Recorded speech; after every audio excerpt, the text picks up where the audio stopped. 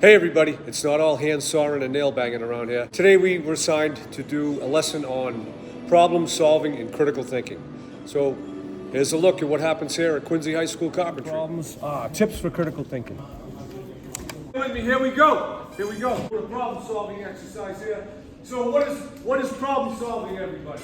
Problem solving is the process of finding a solution to a difficult or complex issue. It involves thinking clearly, creatively, and logically. There you go. There's the 3 steps. You got identify the problem, come up with a solution, and enjoy the result. Okay? Critical thinking.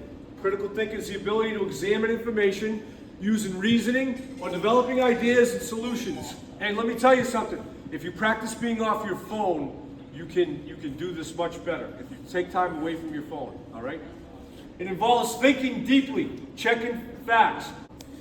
Consider the different viewpoints, understand the situation better, and then solve the problem effectively. If you practice solving your problems, you're going to have less problems in life as you're stepping through the day. Okay. It's going to help you in your career. 5 steps in problem solving. Identify the problem.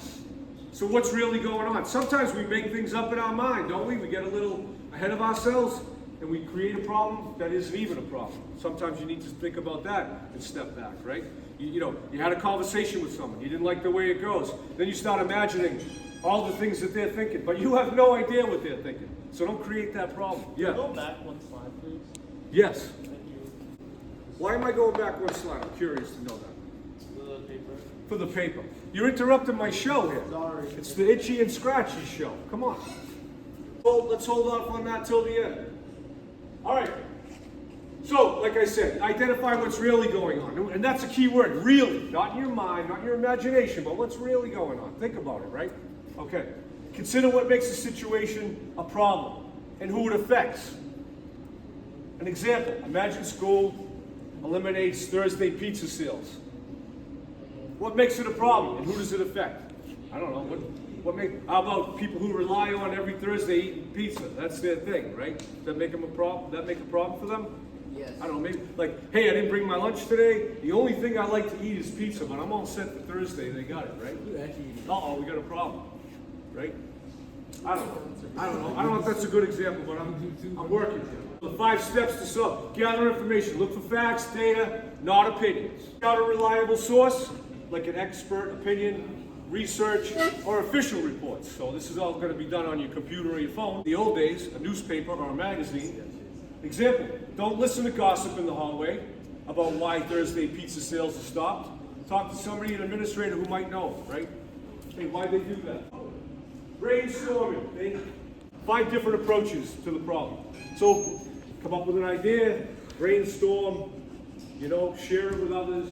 Sometimes the best solution can be found from taking pieces of several solutions and kind of mash them all up and make one. Here's number 5. Try it and then learn from the results. So if you come up with your idea, give it a try. If it works, great. If it doesn't, back to the drawing board. Critical thinking. So you want to break it down. Break complex ideas and information down and consider different perspectives. That's a big one, right? Consider different views on things. Be willing to change your mind. That's it, everybody. I think we've gone through the slideshow. Anyone have any questions?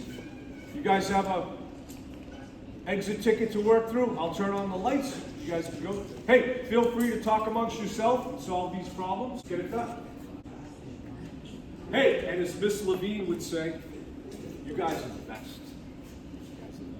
What's critical thinking mean? So let's go to the critical thinking here, right? Tips for critical thinking. In your own words, what does critical thinking mean? So critical thinking is the ability to examine information. So it's the ability to take information, right? And then use reasoning. And reasoning means think about it. What does it mean? What can I do with it, right? And then develop an idea for the solution, right? So right here, it's asking in your own words, critical thinking. And you got to think about a situation and take steps to solve the problem. Good answer. Okay, good. What's the next one? What's one real life situation where you could use problem solving? So let's go to problem solving. Can I read yours, Jeffrey? Why not? Let's see what Jeffrey had. A real life situation where you could use problem-solving steps. So, Jeffrey wrote brainstorming. Yeah, definitely, right? That's one way to solve a problem, right? Brainstorming. How about Jonathan? Grandma fell. That would be a problem, right? You could brainstorm. You could brainstorm of a way to pick her up. You could brainstorm, actually, you're right. First, I would check on Grandma and say, Grandma, do you want me to pick you up? Don't just go grabbing her and pick her up. She might have a broken hip or something, right?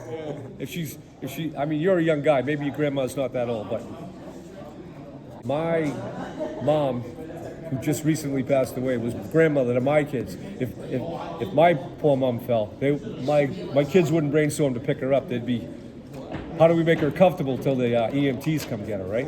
But I like that. All right, good stuff. Okay.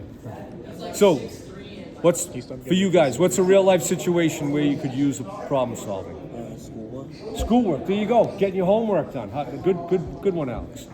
Right? So that's a problem sometimes, right? You gotta turn something in on time, right? So what do you do?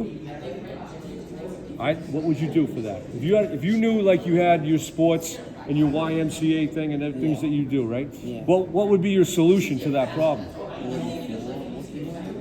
Yeah. Do your time management. Think about what you could do before you have to do those other things. Think about how much time you'll have afterwards. Perfect. All right, you guys are good.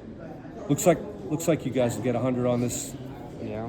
I don't know. You guys will give Mr. Burke a grade at the end and see what I get. All right? Can we add that? Can we add one more question to this whole thing? If you had to give Mr. Burke a grade on this lesson, what would it be? Poorly delivered, and 5 being well delivered and understandable, and anything in between. How about that, okay? 5. You guys give me a grade? Jeffrey, Jonathan, give Mr. Burke a grade, would you?